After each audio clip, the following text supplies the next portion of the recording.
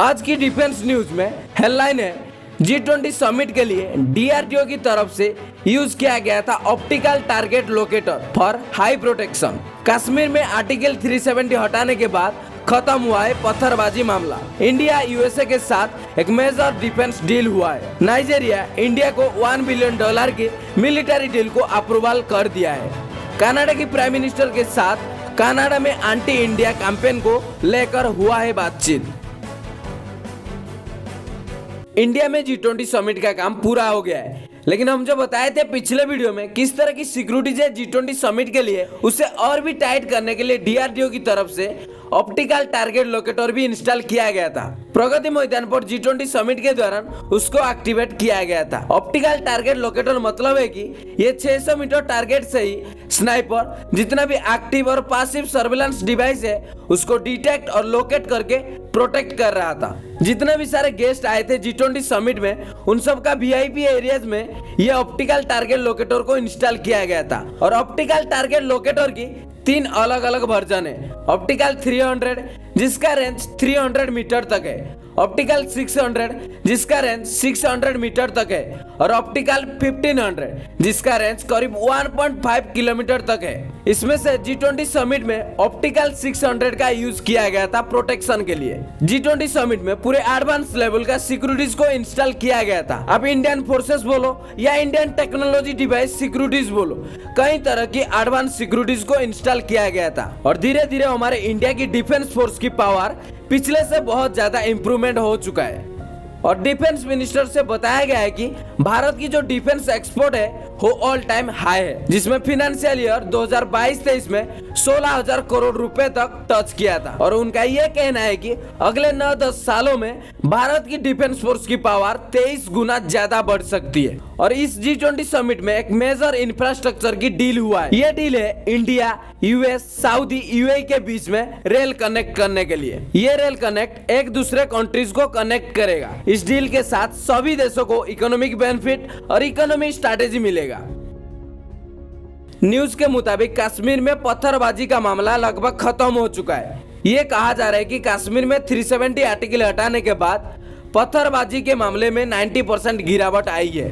6 अगस्त 2019 को कश्मीर से आर्टिकल 370 को हटाया गया था। उसके बाद 2020 में टोटल पत्थरबाजी की केस 324 था और अगले साल 2021 में ये नंबर 179, लगभग 40% की गिरावट आई है। उसके बाद अगले साल 2022 में सिर्फ 85 केसेस है और 2023 में ये नंबर सिर्फ 3 है। डाटा बताता है कि कश्मीर में 370 आर्टिकल हटाने के बाद पत्थरबाजी का प्रॉब्लम भी सॉल्व हो गया है और कश्मीर में कई तरह के हमले को काउंटर करने के लिए एक स्ट्रॉन्ग स्पेशल टीम के गठन किया गया है। कश्मीर में पहले जितना सिक्योरिटीज की जरूरत होता था अब वो 60% घट गया है, क्योंकि पहले बहुत ज्यादा दंगा होता था और अब दंगा की मामला बहुत ज्यादा घट गया है। इसीलिए कश्मीर में सिक्योरिटीज की नंबर 60% घट गया है एज कम्पेयर टू प्रीवियस। और एक बहुत बड़ा अपडेट आया है। अपडेट ये है कि अगले साल रिपब्लिक डे में इंडिया में गेस्ट की तरह बड़े बड़े कंट्रीज के लीडर को बुलाया जा सकता है।